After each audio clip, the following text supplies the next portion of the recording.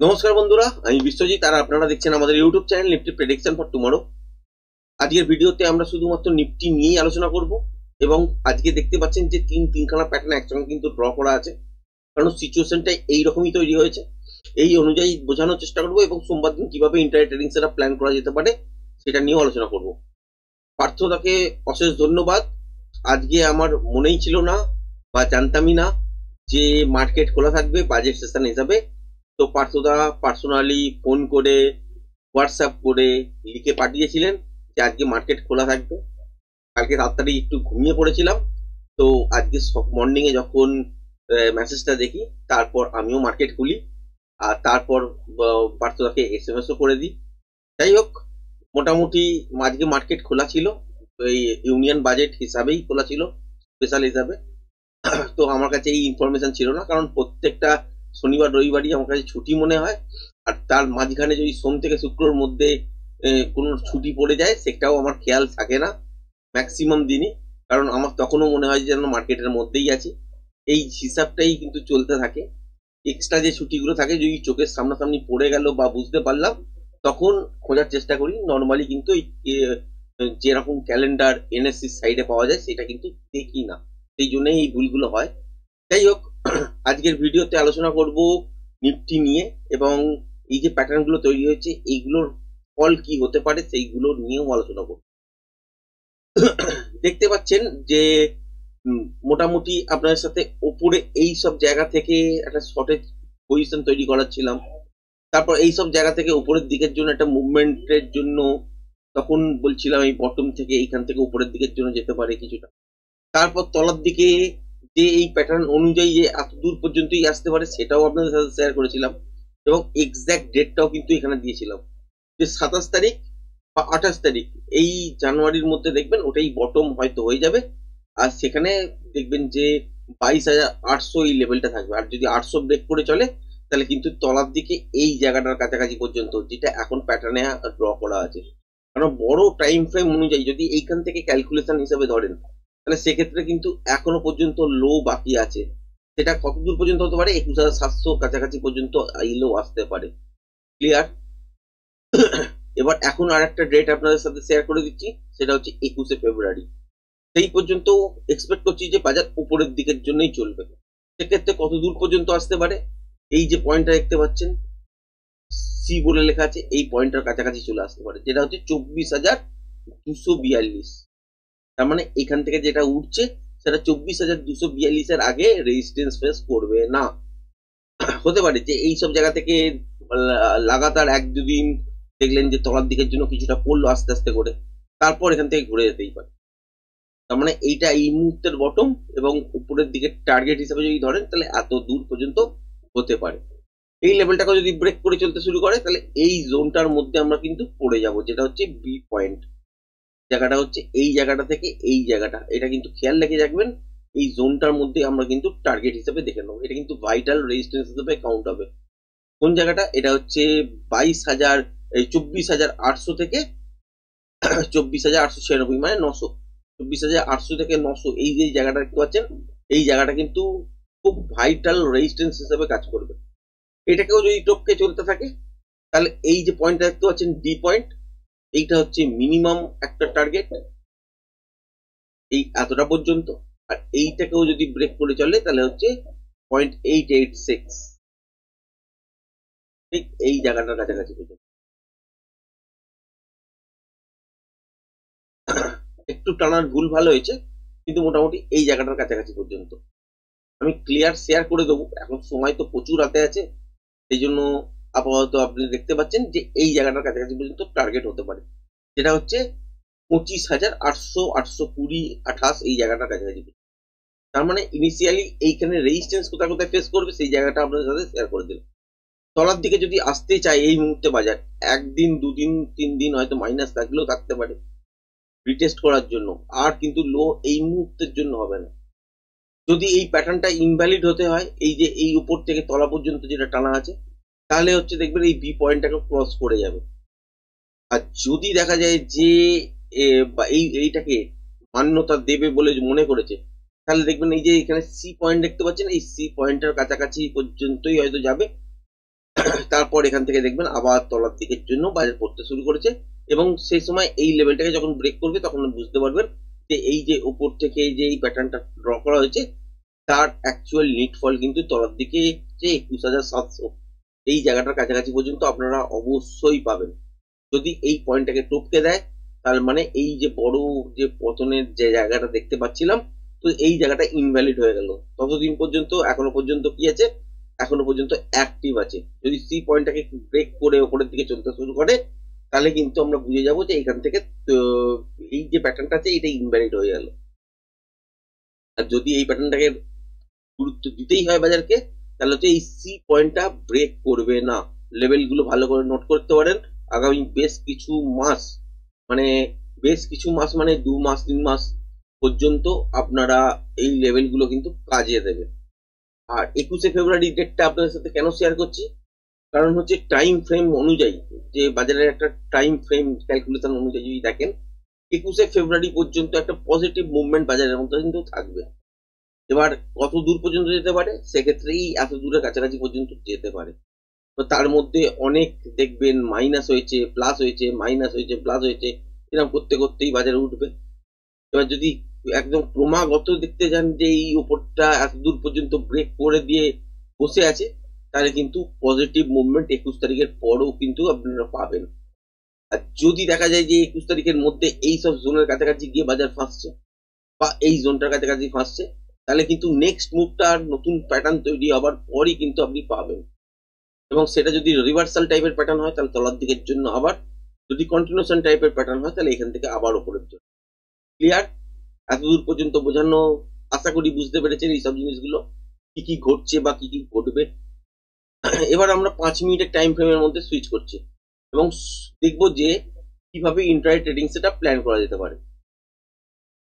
দেখতে পাচ্ছেন যে আজকের দিনে যখন মার্কেট খুলেছে, খোলার পর কি করেছে দেখুন, ভালো করে খেয়াল রাখুন। একটা ফ্ল্যাট রেঞ্জের মধ্যে চলছিল, বাজেট সেশন ঠিক শুরু হওয়ার সময় এখান থেকে তলার দিকের জন্য পড়ে গেল। আপনাদের সাথে কিন্তু শেয়ার করেইছিলাম যে বাজেট চলাকালীন যদি মার্কেট থাকতো তাহলে কিন্তু খুবই আপস অ্যান্ড ডাউন হওয়ার সম্ভাবনা ছিল। কিন্তু আজকের দিনে খুলেওছে বাজার, তখনও পর্যন্ত জানতাম না যে আজকের দিনে খোলা থাকবে, কিন্তু বলেছিলাম যে গ্যাপ ডাউন দেখতে পারেন মর্নিং এর দিকে সোমবার দিন। কিন্তু এখানে কি দেখতে পাওয়া গেছে, এখানে বাজেটের দিনটা এরকমই গেছে। প্রথম সকালটা এখানে কোনো রকম ট্রেড বেরোচ্ছিল না, যা বেরোচ্ছিল সব স্ক্যাল্পিং আকারে ট্রেড, মোমেন্টাম কম, এইরকমই ট্রেড বেরিয়েছে এখানে।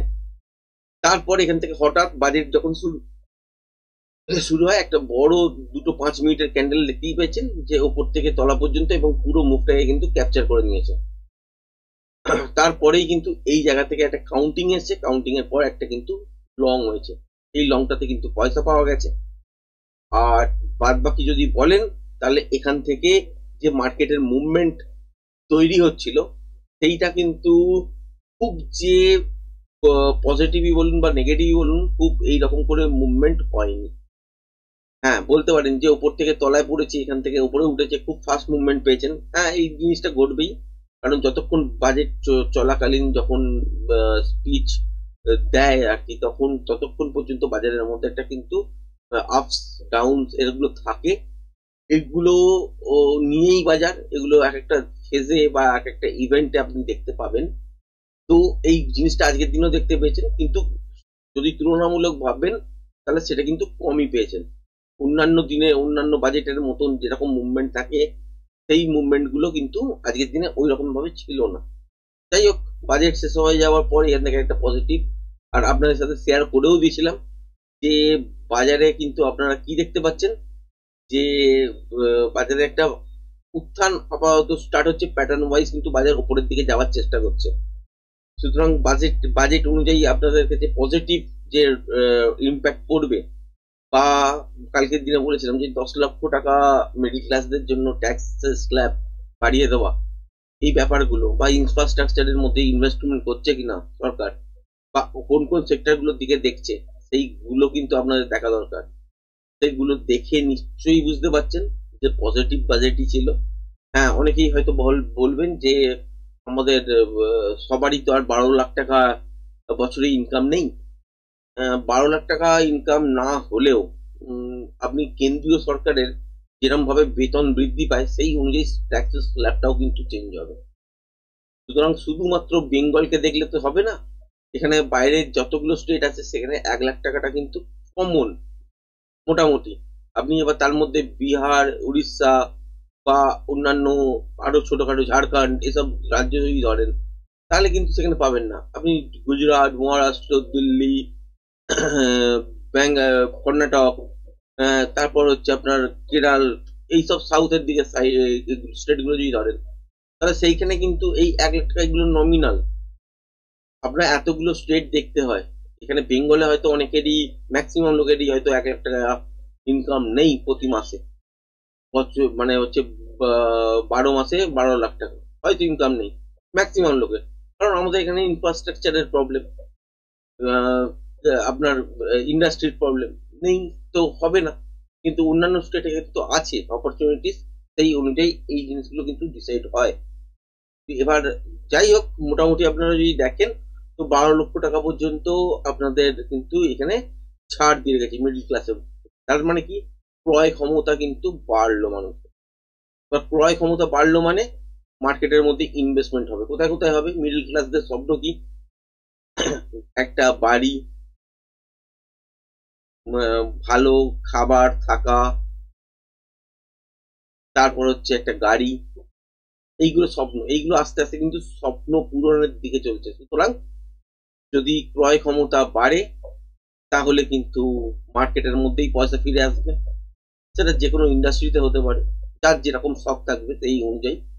আর সেই রকম হিসাবেই কিন্তু দেখতে পাবেন সেখানে সেখানে ইনভেস্টমেন্ট হচ্ছে, সেখানে সেখানে গ্রোথ আপনারা দেখতে পাবেন, এবং সেটা পুরোপুরি জিডিপির মধ্যেই কিন্তু ইনভলভ হবে। যেমন আপনারা দেখতেই পাচ্ছেন যে মহাকুম্ভ একটা মেলা অলরেডি কিন্তু যোগী আদিত্যনাথের নেতৃত্বে উত্তরপ্রদেশে হচ্ছে, প্রয়াগরাজে। তো এই হিসাবে যদি দেখেন সেখানে 7,000 কোটি টাকার মতন আপাতত খরচা করা হয়েছে। খুব ভালো ইনফ্রাস্ট্রাকচার সেটা বলছি না, মোটামুটি টেম্পোরারি 2 মাসের মধ্যে একটা দাঁড় করিয়ে দেওয়া হয়েছে, এবং কোটি কোটি লোক যাচ্ছে, একদিন হলেও যাচ্ছে বা 2 দিনের জন্য হলেও, যার যেমন সামর্থ্য সেই অনুযায়ী গিয়ে থাকছে বা ফিরে আসছে, যাই করছে না কেন।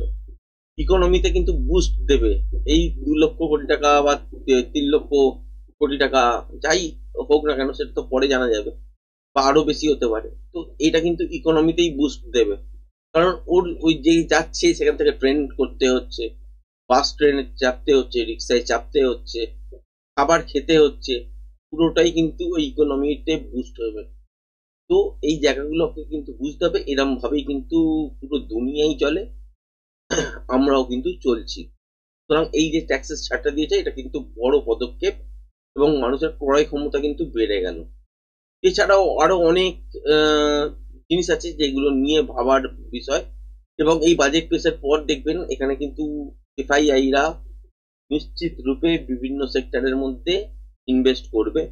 সেগুলো খেয়াল রাখুন। এখন তো সেবির রুলস অনুযায়ী কোনো স্টকের নাম ডাইরেক্ট নেওয়া যেতে পারে না বা উচিত নয়, সুতরাং বলবোও না। তো বেশ কিছু সেক্টর আছে যেগুলোকে আপনারা একটু চোখে রাখুন, আর যারা টেকনিক্যালটা শিখেছেন তারা নিশ্চয়ই বুঝতে পারবেন, তারা ট্রেড করার চেষ্টা করুন। আশা করি বুঝতে পারবেন যে কোন প্যাটার্ন অনুযায়ী কোনগুলো কিরকম পজিশনে আছে, সেই অনুযায়ী সেগুলোকে বাই করার চেষ্টা করুন।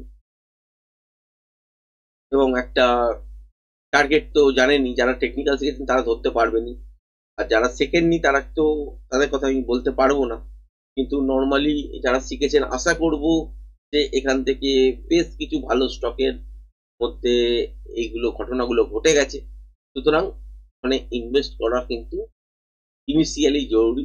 1-1.5 মাস পর্যন্ত একটা ভালো মুভমেন্ট আপনারা পেতে পারেন, তারপরের কথাটা পরে চিন্তা করা যাবে, কারণ সেই লেভেলগুলো পার হবার পর পজিশন কি তৈরি হচ্ছে তার উপরেই ডিপেন্ড করবে। যাই হোক, আজকের যদি মার্কেটে নিফটি এর ব্যাংক নিফটি নিয়ে যদি কথা বলতে হয় তাহলে দেখতে পাচ্ছেন যে আপাতত দৃষ্টিতে এইখানে অব্দি লাস্ট হাই হয়েছে, আর এটা হচ্ছে লাস্ট লো হয়েছে। এটাকে মার্ক করে নিন, এর ভেতরে কিন্তু কেউ কাজ করতে যাবেন না, ঠিক এইখান থেকে এই এতদূর পর্যন্ত। ক্লিয়ার?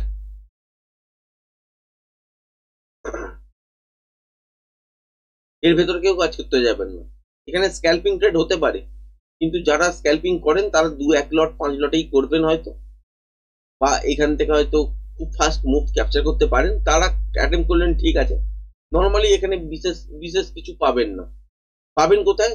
এই লেভেলটার উপর যদি সাস্টেন করতে শুরু করে দেয়, যদি দেখেন যে 23,575 এই লেভেলটার উপর কন্টিনিউ সাস্টেন করছে, তাহলে কিন্তু এই যে উপরের দিকে হাইটা দেখতে পাচ্ছেন, এই জায়গাটাও দেখতে পাবেন, যেটা হচ্ছে 23,630 আজকের হাই। এই লেভেলটাকেও ব্রেক করে দেখবেন উপরের দিকের জন্যই চলবে। সেক্ষেত্রে কত দূর পর্যন্ত যেতে পারে?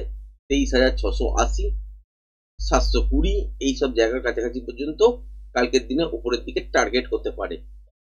এবার যদি এই জোনটাকে ব্রেক করে দেয়, যেটা হচ্ছে 23,450, এই লেভেলটাকে যদি ব্রেক করে দিয়ে চলতে শুরু করে, তাহলে কোথায় পাবেন? তলার দিকে দেখতেই পাচ্ছেন যেখানে সুইং লো আছে এত দূর পর্যন্ত, যেটা হচ্ছে 23,317। এই লেভেলটাকে যদি ব্রেক করে তাহলে তলার দিকে হচ্ছে এই জায়গাটার কাছাকাছি। আশা করছি যে কালকের দিনে রেঞ্জ বাউন্ড টাইপেরই হয়তো সিচুয়েশন পেতে পারেন, কিন্তু এই লেভেলটাকে যদি ব্রেক করে দেয় তাহলে কিন্তু তলার দিকে এত দূর পর্যন্ত আবার, যেটা হচ্ছে 23,145, কিন্তু এত দূর আশা করছি কালকের দিনে হয়তো নাও যেতে পারে। এই লেভেলটাকে যদি দেখেন যে ব্রেক করছে, যেটা হচ্ছে 23,450, তাহলে আমি এখান থেকে কমসে কম একটা শর্ট অ্যাটেম্প করবো এত দূর নেওয়ার জন্য, যেটা হচ্ছে 23,317 এর জন্য। আর এই লেভেলটাকেও যদি ব্রেক করে তাহলে মোমেন্টামের সঙ্গে যতক্ষণ চলবে ততক্ষণ পর্যন্ত কিন্তু হোল্ডে রাখার চেষ্টা করবে।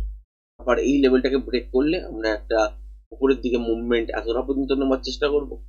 তারপর এই লেভেলটাকে যদি ব্রেক করে তাহলে কিন্তু উপরে যতক্ষণ মোমেন্টাম থাকবে ততক্ষণ কিন্তু ট্রেডটাকে হোল্ড করবো।